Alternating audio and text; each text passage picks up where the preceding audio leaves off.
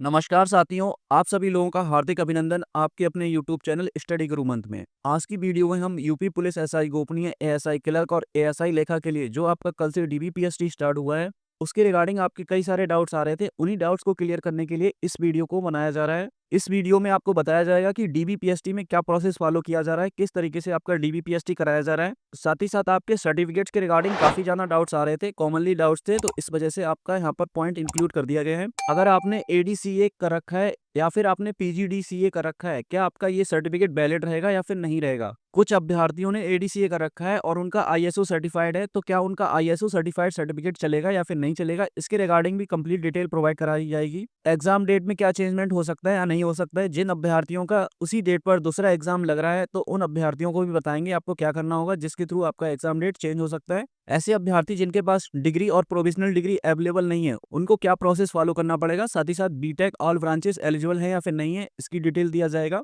आपका डीबीपीएसटी में आई site check हो रहा है या फिर नहीं हो रहा है, आपके बार बार कमेंट्स आ रहे हैं। साथ ही साथ करेक्टर सर्टिफिकेट्स की रिक्वायरमेंट पड़ती है यहाँ पर या फिर नहीं पड़ती है, ये भी क्लियर कर देंगे। और आपका हाइट कैसे चेक किया जा रहा है, मैनुअली चेक हो रहा है या फिर डिजिटली चेक हो रहा है, और किन अभ्यर्थियों को एफिडेविट बनवा करके लेकर के जाना है। अगर उनका कोई भी मिस्टेक हो गया है तो किन किन अभ्यर्थियों को एफिडेविट बनवा करके लेकर के जाना होगा। एक कॉमनली डाउट देखने को मिल रहा है, सीवी रमन यूनिवर्सिटी, क्या आपका इसका सर्टिफिकेट वैलिड रहेगा या फिर नहीं रहेगा। तो इस वीडियो में ऑलमोस्ट आपके सभी इंपॉर्टेंट पॉइंट्स को कवर कर लिया गया है। तो जिन अभ्यर्थियों का आगे डीबीपीएसटी है, उनके लिए ये वीडियो काफी ज्यादा हेल्पफुल रहने वाली है। आपका एक ही वीडियो में सभी डाउट्स क्लियर कर दिए जाएंगे। आइए वीडियो को स्टार्ट करते हैं। बात की जाए डीबीपीएसटी में आपका क्या प्रोसेस फॉलो हो रहा है, तो फर्स्ट ऑफ ऑल आपको 9 बजे अपनी एंट्री ले लेनी है।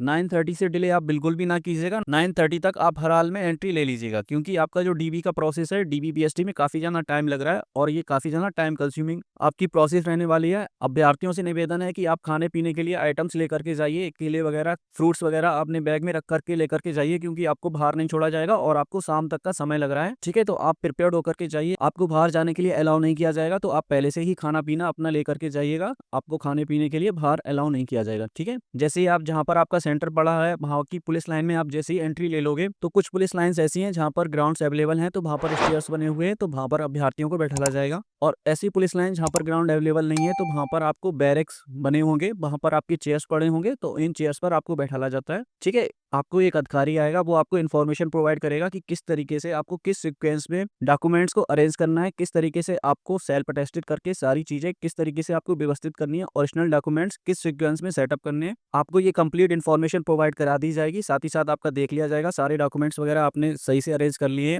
आपने सेल्फ अटेस्टेड कर रखा है, फोटोज वगैरह आपके वैलिड हैं या फिर नहीं है। फिर इसके बाद आपको डीबी रूम में भेजा जाएगा, जहाँ पर आपका ऑफिशियली डॉक्यूमेंट वेरिफिकेशन चलेगा। वहाँ पर आपके अधिकारी भी बैठे होंगे, नोडल अधिकारी भी बैठा होगा, एक अपील अधिकारी भी बैठा होगा, जहाँ पर अगर आपको कोई भी इशू आता है तो आप वहाँ पर अपील कर सकते हो। फिर आपको एक्स्ट्रा टाइम भी प्रोवाइड करा दिया जाएगा इसके रिगार्डिंग। ठीक है, यहाँ पर एक कंप्यूटर ऑपरेटर वाला कैंडिडेट्स भी अवेलेबल रहेगा, जो आपका साथ ही साथ ऑनलाइन वेरिफिकेशन करेगा कि जो आपके डॉक्यूमेंट्स हैं, क्या आपके डॉक्यूमेंट्स वैलिड हैं या फिर नहीं है। ठीक है, जिन अभ्यर्थियों का डाटा ऑनलाइन फेच हो जा रहा है, उनको कोई भी इशू नहीं हो रहा है, उन सभी अभ्यर्थियों को डॉक्यूमेंट वेरिफिकेशन में क्लियर कर दिया जा रहा है, उनको पास कर दिया जा रहा है। बात की जाए कौन से आपकी डिग्री डिप्लोमास हैं, कौन सी यूनिवर्सिटी से आपने कोर्सेज कर रखे हैं, इसके रिगार्डिंग आगे इन्फॉर्मेशन प्रोवाइड कराएंगे। फिर यहाँ से आपका जैसे ही डीवी रूम में आपका डॉक्यूमेंट वेरिफिकेशन कंप्लीट हो जाता है, तो फिर आपके स्टंप लगा दिया जाएगा कि आपका जो डीवी है वो चेक हो गया है। फिर आपका आगे का फर्दर प्रोसेस है, आपको फिजिकल स्टैंडर्ड टेस्ट के लिए आगे भेज दिया जाएगा। बॉयज कैंडिडेट्स का फिजिकल स्टैंडर्ड टेस्ट में हाइट और चेस्ट का मेजरमेंट किया जाता है, और गर्ल्स कैंडिडेट्स का हाइट और वेट का मेजरमेंट किया जाता है। तो जो भी बॉयज कैंडिडेट्स, उनके जो भी एलिजिबिलिटी क्राइटेरिया है, उनका हाइट का 163 सेंटीमीटर चाहिए जनरल अभ्यर्थियों को,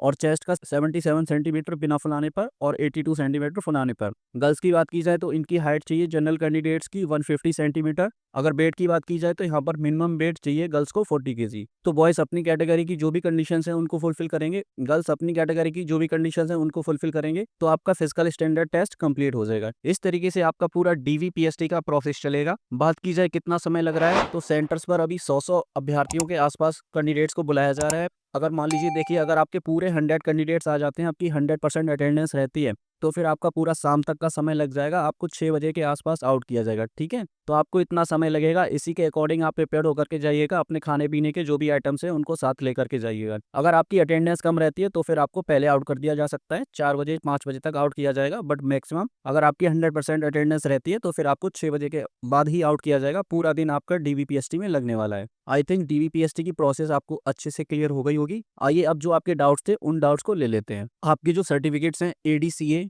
पीजीडीसीए, ये कोर्सेज वैलिड हैं या फिर नहीं है? तो देखिए जो भी आपका नोटिफिकेशन आया था उनमें साफ-साफ मेंशन किया गया है कि आपके एडीसीए और पीजीडीसीए जो कोर्सेज हैं वो वैलिड हैं, कोई इश्यू नहीं आएगा। बस आपके जो भी कोर्सेज हैं, जिस भी यूनिवर्सिटी से आपने कोर्स किए हैं, ये यूजीसी के थ्रू अप्रूव्ड होनी चाहिए आपकी यूनिवर्सिटी। कन्फर्म है? अगर आपकी यूजीसी से अप्रूव्ड नहीं है, तो फिर आपका सर्टिफिकेट नहीं चलेगा, आपको डिस्क्वालीफाई कर दिया जाएगा, आपको रिजेक्ट कर दिया जाएगा। बात की जाए पीडीसीए कोर्स की भी, सेम आपका जो यूनिवर्सिटी है वो यूजीसी अप्रूव्ड होना चाहिए या फिर आपका इंस्टीट्यूट नीलिट के द्वारा या फिर इग्नू के द्वारा सर्टिफाइड होगा, तभी आपके कोर्सेज वैलिड माने जाएंगे।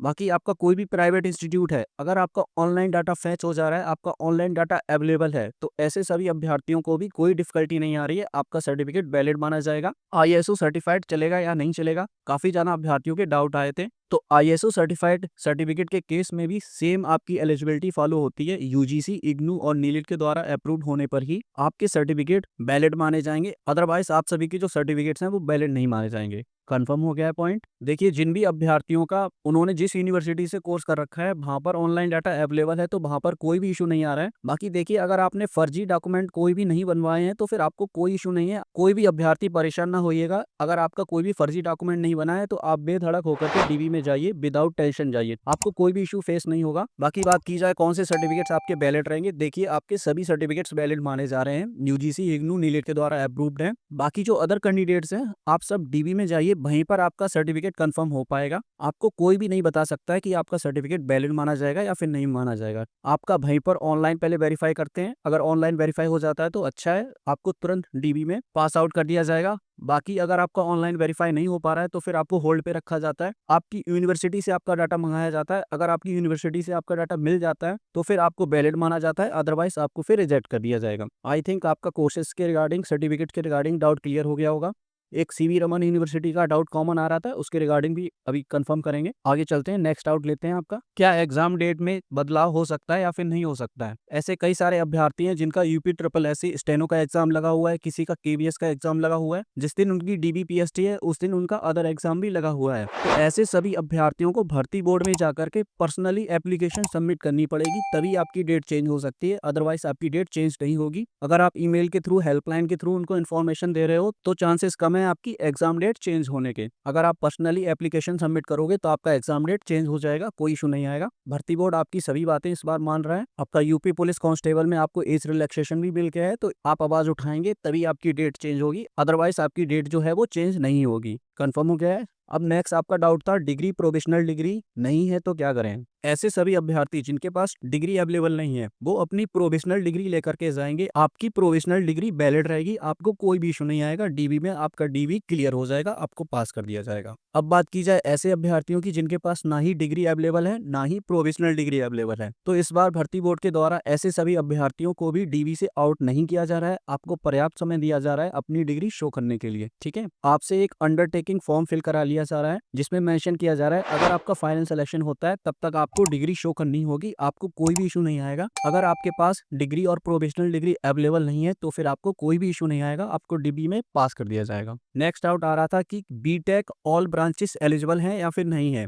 देखिए बात की जाए बीटेक वाले सभी अभ्यर्थी सभी ब्रांचेस वाले एलिजिबल हैं, बस एक क्राइटेरिया ये है कि आपका 2 सेमेस्टर में, मिनिमम 2 सेमेस्टर में आपका कंप्यूटर सब्जेक्ट होना चाहिए, तभी आप एलिजिबल होगे, तभी आपको ओ लेवल के समकक्ष माना जाएगा। बात की जाए ऐसे सभी अभ्यर्थी जिनका एक ही सेमेस्टर में सिर्फ कंप्यूटर सब्जेक्ट है, वो सभी कैंडिडेट्स को आउट कर दिया जाएगा, उनको ओ लेवल के समकक्ष नहीं माना जाएगा। और ऐसे सभी अभ्यर्थी जिनका बीटेक में 2 सेमेस्टर या 2 सेमेस्टर से जाना कंप्यूटर सब्जेक्ट है, तो आप सभी कैंडिडेट्स एलिजिबल हो, आपको कोई भी इशू नहीं आएगा डीबी में, आप सभी अभ्यर्थियों को ओ लेवल के समकक्ष इक्विवेलेंट माना जाएगा, आप डीबीपीएसटी को क्लियर कर ले जाओगे। नेक्स्ट डाउट आ रहा है कि आई सेट चेक हो रही है या फिर नहीं हो रही है, क्या अभी हमें करेक्टर सर्टिफिकेट्स की रिक्वायरमेंट पड़ेगी या फिर नहीं पड़ेगी? तो बात की जाए आपकी जो आई साइट्स हैं वो अभी चेक नहीं हो रहे हैं और ना ही आपको अभी करेक्टर सर्टिफिकेट्स की रिक्वायरमेंट पड़ने वाली है। ये जो प्रोसेस है आपका ये फाइनल सिलेक्शन के बाद प्रोसेस फॉलो किया जाता है, वहाँ पर आपका मेडिकल होता है, आपका नॉर्मल मेडिकल रहता है, वहाँ पर आपके आईसाइट्स चेक किए जाते हैं और तभी आपको करेक्टर सर्टिफिकेट्स की रिक्वायरमेंट पड़ती है। ठीक है,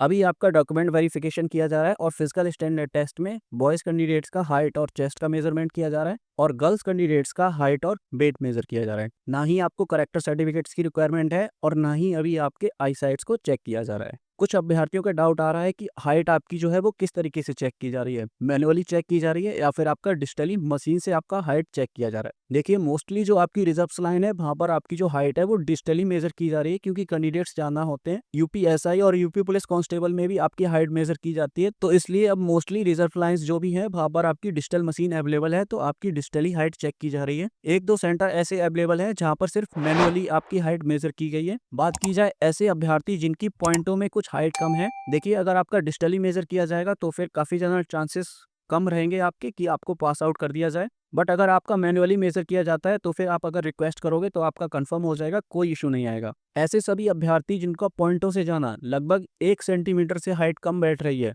तो ऐसे सभी अभ्यर्थियों को डीवीपीएसटी में आउट कर दिया जाएगा। इन अभ्यर्थियों को आगे पास नहीं किया जाएगा। ठीक है, इन सभी अभ्यर्थियों को रिजेक्ट कर दिया जाएगा। एफिडेविट किनको बनवा करके लेकर के जाना है, देखिए अगर आपने फॉर्म फिल करते टाइम पे, ठीक है, कोई भी सर्टिफिकेट नंबर को मिसमैच कर दिया है, मीन्स आपने सीरियल नंबर की जगह रोल नंबर डाल दिया है, रोल नंबर की जगह सर्टिफिकेट नंबर डाल दिया है, तो आपको एफिडेविट की रिक्वायरमेंट नहीं पड़ेगी। आप डीवी के टाइम पर इनको इन्फॉर्मेशन अवेलेबल करा दीजिएगा, आपका करेक्शन हो जाएगा। ऐसे सभी अभ्यर्थियों को एफिडेविट बनवाने की कोई रिक्वायरमेंट नहीं पड़ रही है इस बार। बाकी बात की जाए, अगर आपके नेम में या फिर फादर्स के नेम में अगर आपके मार्कशीट 10th 12th ग्रेजुएशन या फिर आधार कार्ड, इनमें आपके अगर नेम में कोई भी मिस्टेक हो रखा है, तो ऐसे सभी अभ्यर्थियों के लिए एफिडेविट बनवा करके लेकर के जाना कंपलसरी है। आपको एफिडेविट बनवा करके लेकर के जाना होगा। बात की जाए, अगर आपने फॉर्म फिल करते टाइम पे अपने नेम में कोई भी मिस्टेक कर दी है तो फिर आपको एफिडेविट का कोई रिक्वायरमेंट नहीं है। बट अगर आपके मार्कशीट में पहले से ही ऑलरेडी चेंज हो रखा है, आपका आधार कार्ड में अलग नेम है, तो फिर ऐसे सभी अभ्यर्थियों को एफिडेविट बनवा करके लेकर के जाना होगा।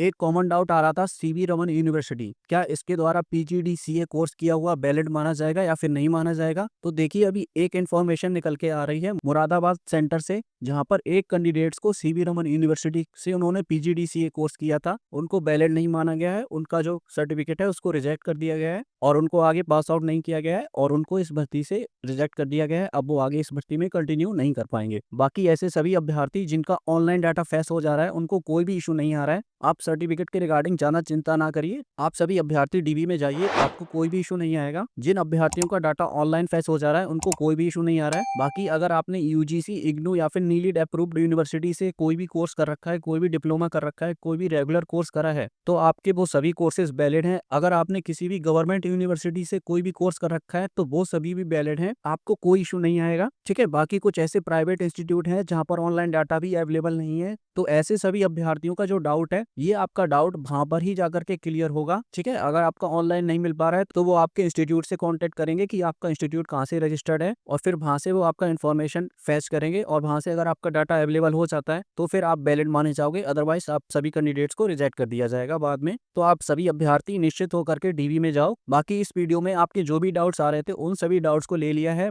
इस वीडियो को देखने के बाद आपके मोस्टली डाउट्स क्लियर हो गए होंगे। अगर अभी भी किसी अभ्यर्थी का कोई डाउट बच गया है तो वो कमेंट करके पूछ सकता है। आपको अगर ये वीडियो अच्छा लगा है तो इस वीडियो को लाइक करो। जो भी अभ्यर्थी नए जुड़े हैं वो इस चैनल को सब्सक्राइब कर लो। इस तरह की इन्फॉर्मेशन लेने के लिए अपने चैनल स्टडी गुरु मंत्र को सब्सक्राइब करें। जय हिंद साथियों।